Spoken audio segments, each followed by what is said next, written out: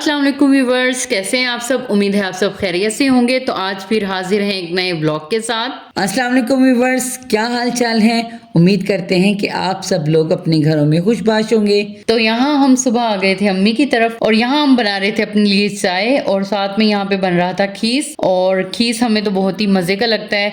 तो जब भी कहीं से दूध दस्तियाब होता है जिसे खीस बनाया जा सके तो हम खुशी खुशी वो ले लेते हैं और उसका फिर बनाते हैं खीस।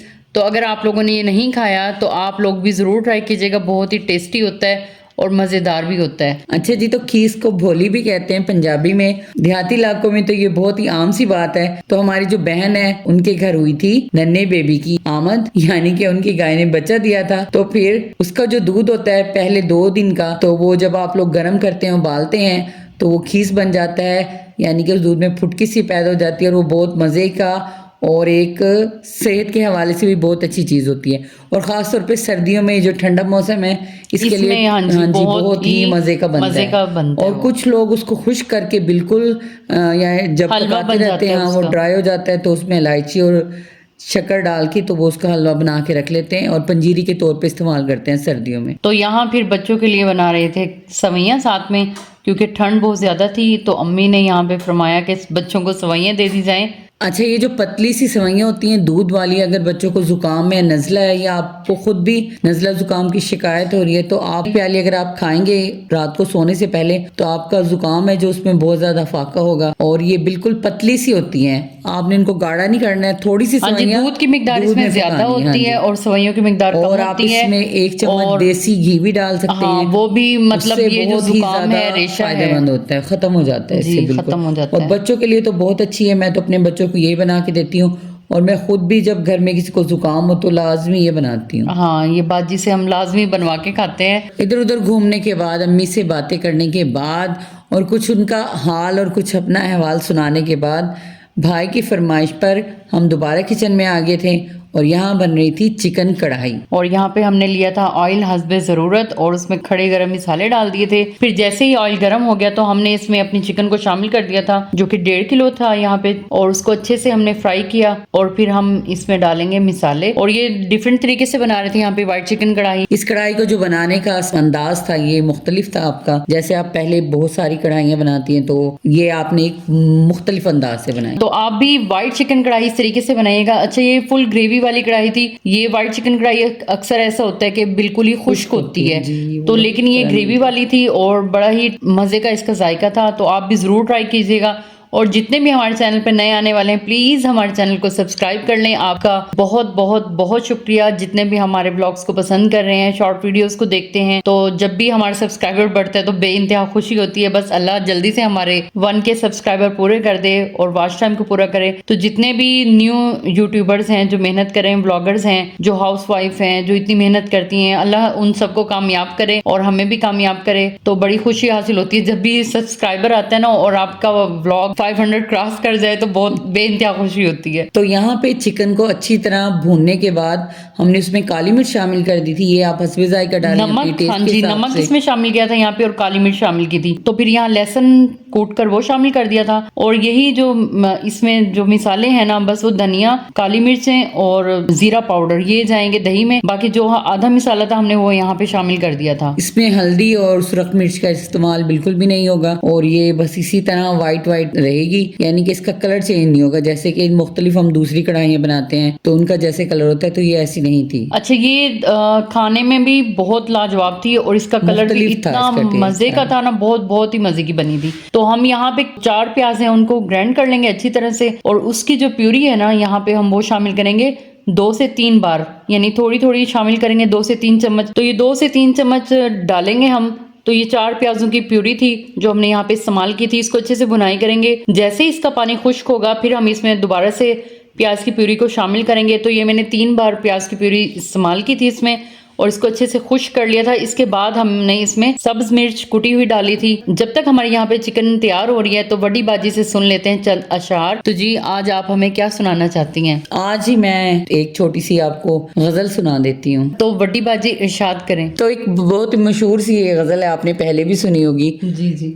वो जो हम में तुम में करार था तुम्हें याद हो कि ना याद हो, वाह वाह। वही वादा यानी निभाह का, तुम्हें याद हो कि ना याद हो, वो जो लुत्फ मुझ पे थे बेशतर, आए वो हाय। करम के था मेरे हाल हाल पर, पर। मुझे सब है याद जरा जरा जरा, जरा, तुम्हें याद हो कि ना याद हो, कभी बैठे सब में जो रूबरू, तो इशारतों से ही गुफ्तगू, वो बयान शौक का बरमला, तुम्हें याद हो कि ना याद हो। आय हाय। और ये जो शेर है जी, ये तो इस गज़ल की जान है। कभी हम में तुम में भी चाह थी, कभी हमसे तुमसे भी राह थी, कभी हम भी तुमसे थे आशना, तुम्हें याद हो कि ना याद हो। सुनो जिक्र है कई साल का, कि किया एक आपने वादा था, सो निभाने का तो जिक्र क्या, तुम्हें याद हो कि ना याद हो।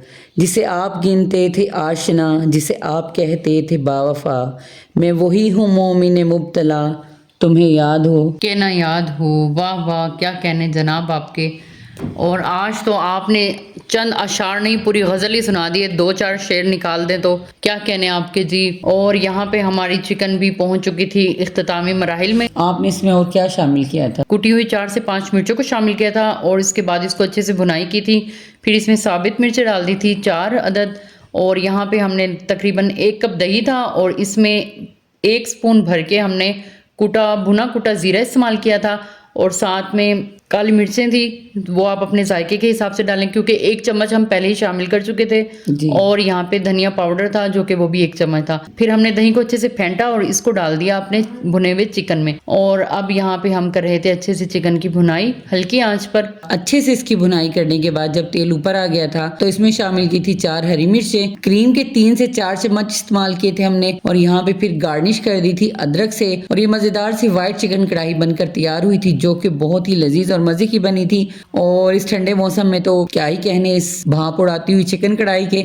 और साथ में बाजार से भाई ले आए थे नान, और नान के साथ तो ये बहुत ही, मैं कहती हूँ, लजीज बनी थी जी। कढ़ाई बहुत ही लजीज बनी थी, तो आप भी इस रेसिपी को जरूर ट्राई कीजिएगा, क्योंकि ये व्हाइट चिकन कढ़ाई ग्रेवी के साथ थी। जिन लोगों को खुश्क चिकन खाना पसंद नहीं है रोटी के साथ, तो वो ग्रेवी वाली ये कढ़ाई जरूर बना के देखिएगा। तो और जी ये धनिया और हरी मिर्च क्या बहार दे रही है इस चिकन के ऊपर। वाह वाह, ऐसे लग रहा है कि जैसे ये चिकन बार बार मुझे बुला रहा है कि आओ मुझे दोबारा से पका के खाओ। जी। तो कब बनाएंगे आप? जल्दी तो बताएं। ये सही कहा, क्योंकि ये तो हजम हो चुकी है, तो जल्द इसको दोबारा से बनाएंगे इंशाल्लाह।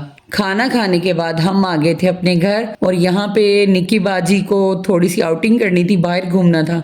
तो मैंने इन्हें बताया कि रात के 2 बज रहे हैं, इस वक्त चुड़ैलों और भूतों का टाइम होता है, तो आप बाहर ना जाएं। फिर इन्होंने गैलरी में से ही थोड़ा सा घूमने फिरने पे इत्तेफाक कर लिया था। तो जनाब यहाँ पे हमारा नीट एंड क्लीन घर पेश खिदमत है, जो कि रात के टाइम बिल्कुल पुरसकून अंदाज में सोया हुआ था, जैसे सोया हुआ महल होता है, क्योंकि बच्चे सो गए थे माशाल्लाह से। और ये किचन की हालत थी। और जी यहाँ पे ये देखें बाहर के मंजर। और रात को जब हमने गेट खोल के बाहर, मैंने इसे मना किया कि आपको कहीं आप जैसी खूबसूरत सी चुड़ैल नजर ना आ जाए, लेकिन इन्होंने फिर भी दरवाजा खोल दिया, हालांकि रात को दरवाजा तो यहाँ पे ना यहाँ पे असल में शादी थी करीब ही कहीं, और वहां से ढोल और बाजू की आवाज आई जा रही थी। तो मैंने कहा शायद कोई नजर भी आ जाए, नजर कुछ नहीं है, सिर्फ आवाज ही सुनाई दे रही थी। हाँ, नहीं निक्की बाजी, अगर जिन्ना दी शादी हुई थी फिर तू गेट ना खोला कर। मैं तेन कितनी बार मना किया। मुझे ये जुबान बेहद पसंद है और मुझे इतना शौक है कि मुझे पंजाबी और सराइकी पे अबूर हासिल हो, लेकिन मेरी पंजाबी और सराइकी उतनी ही बुरी है, और बाज़ अल्फाज की तो मुझे खुद भी समझ नहीं आती कि इसके बाद क्या कहना है।